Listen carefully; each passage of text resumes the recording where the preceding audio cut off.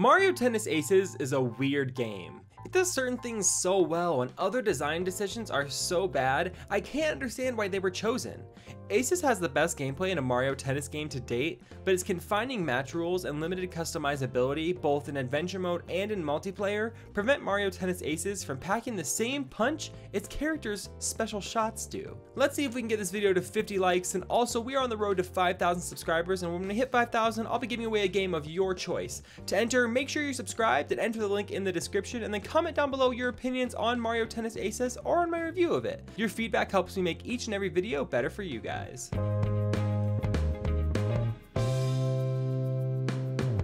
So if you're like me, when I saw the trailers for Aces, the first thing I was enamored by was the adventure mode. Touting RPG mechanics, intriguing stages and battles, and seemingly taking inspiration from the GBA games, adventure mode seemed like it was going to be one of the highlights of Aces. It's not. Unfortunately, adventure mode is actually one of the weakest points of Mario Tennis Aces. While it does have some redeeming qualities, it is an overall disappointing experience. Adventure mode starts with Luigi taking a cursed racket from Waluigi and Wario, which turns him evil. From there, Mario has to collect Power Stones on his trek to help Luigi and turn things back to normal. The story is quirky and weird in true Nintendo fashion, but overall there isn't anything really interesting about it. What makes the story worse is the cutscenes. After the great first one, the form the cutscenes take is something I expect to see in a JRPG. There are characters on each side of the screen and the text in the middle, and it's pretty boring. This was disappointing, as I would have loved to see much more interesting and intense cutscenes, especially with the first one starting off as strong as it does. And as I said, Mario is out to get Power Stones. You'll go through smaller matches on your way to boss battles, where you will defeat high-level enemies to claim the Power Stones. Boss battles are by far the highlight of adventure mode. Each boss adds a unique stage, mechanics, and makes you use your trick shots in a very interesting way. Rather than playing a traditional match against them, you are charged with finding their weak point, hitting the ball to certain places on the map to complete objectives, and using your trick shots to avoid various obstacles they will throw out at you. These battles can be frustrating, but they added a unique twist to the game. Another benefit to playing the adventure mode are the drills. You'll do things like knock shy guys down or have to get the ball to certain places or past obstacles. These will help you get much better at your timing, aiming, and knowing where the ball is coming from and where it's going to go. I would recommend playing adventure mode first for this reason alone, as you will come out much better at the game and more prepared for online play. As you progress, Mario will level up and gain stat points, which for some reason get distributed randomly it seems, and you can't choose where to spec them. I thought this was a weird choice because I would have loved to have some fun maxing out certain stats and seeing what happened. You can grind through levels as much as you need to so you can level up, and it definitely helps in the long run having higher stats. You will also receive different rackets through adventure mode, including rackets with different properties like fire and ice. However, these rackets don't really make much of a difference besides having more in case your opponent is breaking them, which basically gives you more shot at not losing a match. While they were kind of fun to switch, I found I didn't really use them all that much or switch between rackets. And that's basically all the RPG stuff. No customizable clothes, no real choice in level progression, and no real reward for playing through the mode. This was a huge disappointment for me, and honestly left me feeling like there was no reason to play adventure mode again. If there were more options to make the playthrough feel different, or customizability like unlocking new gear for playing again in a different way, I would probably run through a couple more times. However, none of that is there. Adventure mode will only take around 4 to 5 hours, or maybe a little more if you are really struggling. I definitely recommend everybody play through it once, but don't go in with high expectations like I did. You'll set yourself up for disappointment. My hope is that this is just a jumping off point and more will be added in the future, because it desperately needs more attention. However, I'm not expecting much in that department.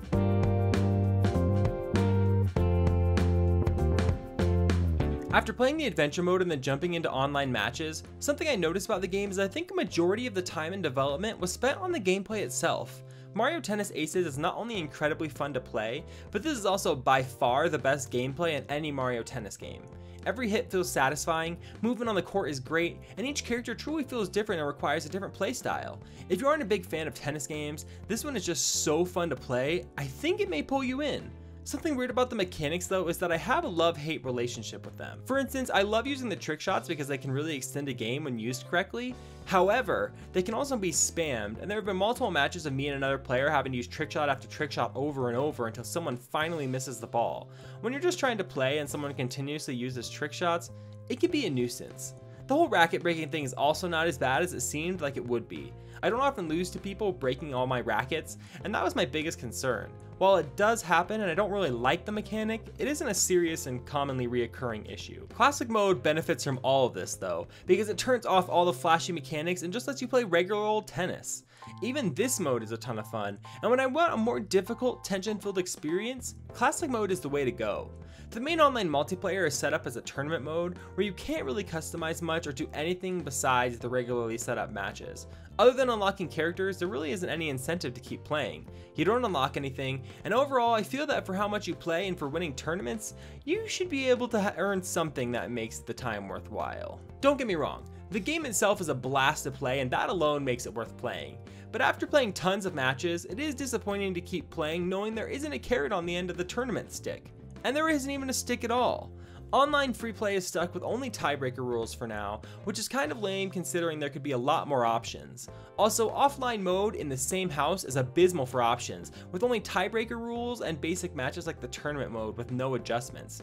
Want to play first to 3 games or 6 games in 3 sets? Nope, you're stuck with the regular matches. This is a huge downside, and I think this needs to be fixed immediately. So overall, the multiplayer is pretty fantastic to play, and the game just feels so great.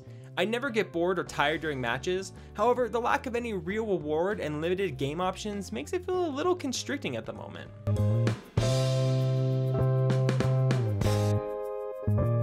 The graphics in Mario Tennis Aces are exceptional, the character models are excellent, the stages look great, and the colors really pop.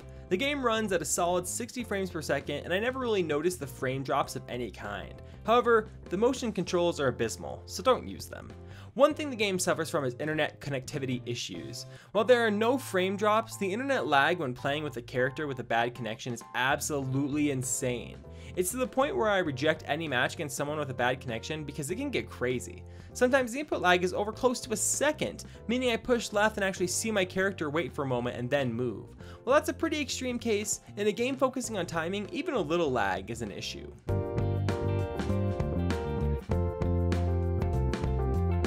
So for pros, obviously like I said, the adventure mode has great boss battles, and that is the highlight of the adventure mode. The game has great graphics, the colors are beautiful, the character models look awesome, and all the stages are really well designed.